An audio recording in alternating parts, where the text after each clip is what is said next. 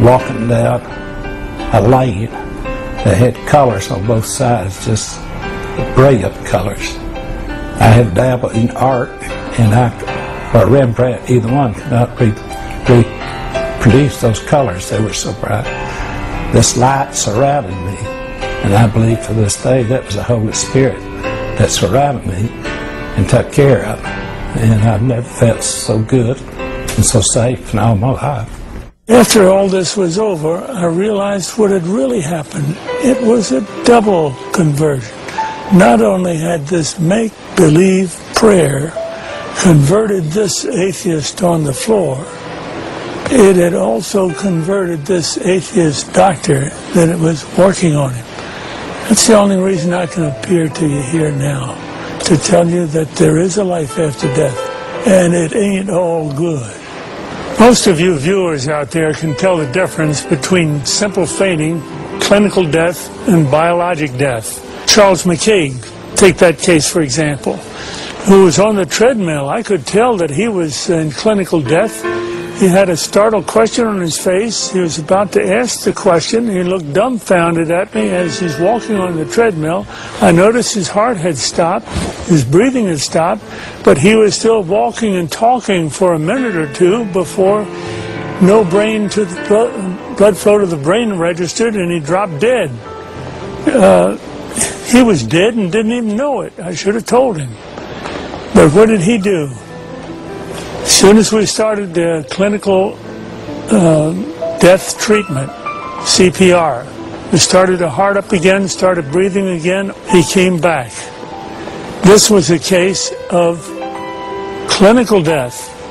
Now, biologic death would have occurred if 4 to 6 minutes time had intervaled between stoppage of heartbeat supplying the brain and breathing stoppage. After that, brain cells, as the most sensitive cells in the body, start dying. Rigor mortis sets in, meaning stiff as a board, and now we need the resurrection. Only God can do a resurrection. We're doing resuscitation, something we're permitted to do.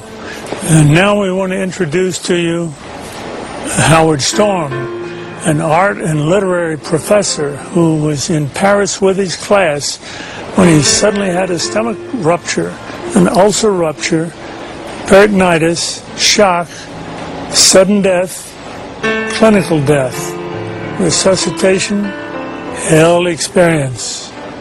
I was a 38-year-old college professor, and I taught art, and I had taken a group of students and my wife, and we had gone around Europe, and we had just done a 3-week tour, and this was the next to the last day, and we were in Paris.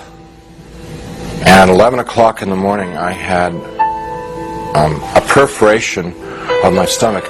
When this happened, the pain was the most acute pain I'd ever experienced in my life, and it just dropped me right down to the ground. And so I'm twisting and kicking and moaning and screaming and yelling around on the floor.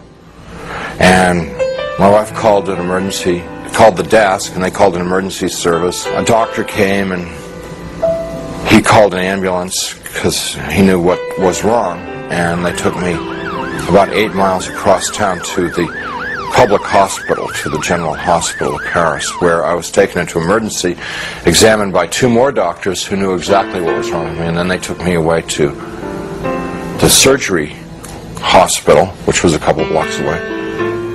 And I was parked there because there wasn't any surgeon available to do the surgery. And so there I lay for 8 to 10 hours in that hospital with no medication, no examination, no attention whatsoever, awaiting a surgeon to come to give me this operation that was critical. And it's now 8:30 at night. Nurse came in and said that they were very sorry they weren't able to get a doctor for me, and they'd get one the next day. Well, when she said that, I knew that it was over for me. I knew that I was dead. The only thing that was keeping me alive was I didn't want to die. I was scared to death of dying because, as far as I knew, I was an atheist, non-believer, person who lived for their the gratification they could get out of the moment, and like dying to me was like the worst. I mean, next to the pain, dying was the worst thing that could happen to you, because it's the end of life and there was no more, there wasn't anything else. But when she said that, the idea of trying to exist for another minute, another hour in this pain, it wasn't worth it anymore. I'd been hanging on in the hopes that they told me that they'd get a doctor and do the surgery and open me up and fix the problem inside of me, but when they said they couldn't get one. So I said to my wife, it's time for us to say goodbye, because I'm going to die now. And she got up and she put her arms around me. I'm lying in the bed and she told me how much she loved me, and I told her how much I loved her, and this makes me really sad to think about this. And we made our goodbyes. You know, said those things that you'd say to the who'd been married 20 years, say all those kinds of things. I can't tell you because I'll just start crying, but she finally sat down because she knew it was over. And I knew. And it was just so hard looking at her crying like that, and I just closed my eyes. Just let it go. And I went unconscious. I probably was unconscious for a very short while. A few minutes, probably. And I was conscious again. And I looked, opened my eyes and looked, and I was standing up next to my bed. And I knew exactly where I was and what the situation was. I mean, there was no confusion in my mind. I felt more alive, more real than I've ever felt in my life. You know, people ask me, you know, were you a ghost? I was just the opposite. Very alive. As I'm looking around the room, I see that there's, underneath the sheet on the bed, there's something under the sheet, a body. And so I bent over the bed, the head was turned away from me, and I looked at the face, and it looked like me. But that wasn't possible because I was standing there. I'm alive, I'm great, you know. I mean, I'm more than great. I'm like, you know. And so I tried to talk to my wife. Can't you hear me? And can't you hear me? You know, she couldn't hear me or see me. That's not me. But I thought What's going on that she here? just was ignoring me. So I got very angry at her for ignoring me, for not paying attention to me.